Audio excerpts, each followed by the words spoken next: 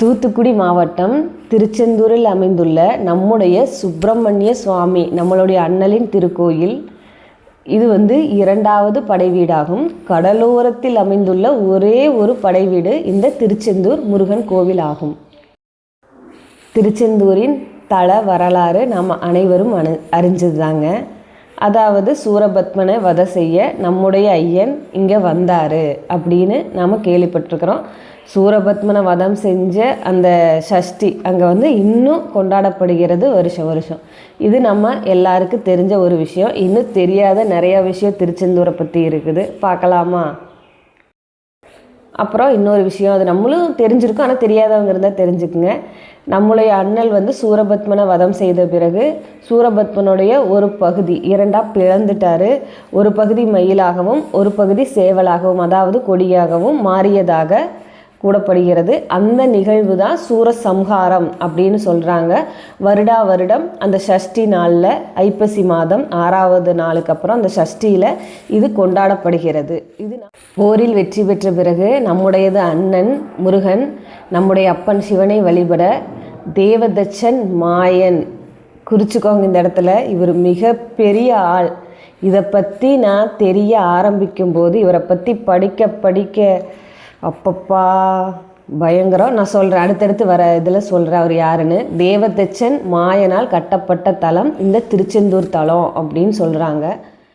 சங்க காலங்களிலும் இக்கோயில் வழிபடப்பட்டிருக்கிறது. சங்க இலக்கியமான திருமுருகாற்றுப்படையில் இக்கோயில் குறிக்கப்பட்டிருக்கிறது. திருச்சீரலைவாய் என குறிக்கப்பட்டுள்ளது. மற்ற கோயில் கோபுரங்கள் எல்லாமே பார்த்திங்கன்னா கிழக்கு நோக்கி தான் இருக்கும். ஆனால் இந்த ஒரு கோயில் மட்டும்தான் மேற்கு நோக்கி இருக்குது அப்படின்னு சொல்கிறாங்க. அது இன்னொரு காரணம் என்ன சொல்கிறாங்கன்னா, கடல் அலை, அந்த கடலோட உப்பு காற்று அதிலிருந்து அரிப்பை தடுப்பதற்காக இது இப்படி அமைக்கப்பட்டுள்ளதுன்னு சொல்லப்படுகிறது. 17ஆம் நூற்றாண்டில் டச்சுக்காரர்கள் இக்கோயிலின் சிலைகளை எடுத்து சென்றிருக்கின்றார்கள். கடலில் ஏற்பட்ட பெரும் புயலால் அச்சமுற்று அச்சிலைகளை கடலில் போட்டுட்டு போயிட்டாங்க.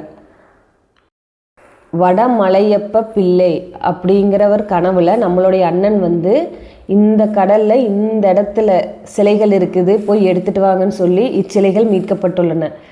அப்பா, இது என்ன ஒரு கருணை பாருங்க. இந்த கதையை பற்றி நான் இன்னொரு பதிவில் விளக்கமாக சொல்கிறேன். திருச்செந்தூரின் மற்றும் ஒரு சிறப்பு நாழி கிணறு. அந்த கிணத்தை பற்றி நம்ம எல்லாருக்குமே தெரிஞ்சிருக்குங்க. இது எதுக்காக சொல்கிறாங்கன்னா, அந்த படைகள்லாம் தாகத்தில் தவிச்சிருக்காங்க. அப்போ அவர்களுக்கு தண்ணீர் வேணுங்கிறக்காக முருகன் தன்னுடைய வேலால் உருவாக்குனதை இந்த நாழிக்கிணறு அப்படின்னு சொல்கிறாங்க.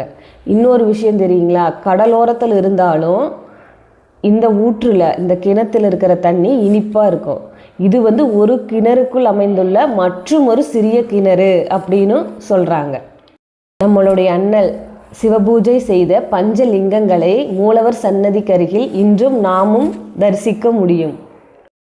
2004ஆம் ஆண்டு ஏற்பட்ட சுனாமி பற்றி நம்ம எல்லாருக்கும் தெரியும். அது ஒரு துக்ககரமான நிகழ்வு. ஆனால் அந்த நிகழ்வில் கூட இக்கோயிலுக்கு எவ்விதமான பாதிப்பும் ஏற்படவில்லை. கோயிலோட மூலஸ்தானம் பார்த்திங்கன்னா குடவரை போன்ற அமைப்பில் அமைக்கப்பட்டுள்ளது. கோயிலை சுற்றியுள்ள பகுதிகளில் பார்த்திங்கன்னா பல சித்தர்களின் ஜீவ சமாதிகள் இருக்குது. இது அவர்கள் செய்த திருப்பணிகளை குறிக்குது. இன்னொன்று, இக்கோயிலோட ஆன்மீக சக்திக்கு இன்னும் சக்தி அளிக்கிறது இந்த சித்தர்களின் ஜீவ சமாதிகள். திருச்செந்தூர் கோவிலை சுற்றியுள்ள சித்தர்கள் பற்றியும் அவர்களோட அந்த உழைப்பு, இந்த நம்மளோட திருச்செந்தூர் கோவிலுக்காக அவர்கள் என்னெல்லாம் பண்ணியிருக்காங்கிறதையும் மற்றும் ஒரு பதிவில் பதிவிடுறேன்.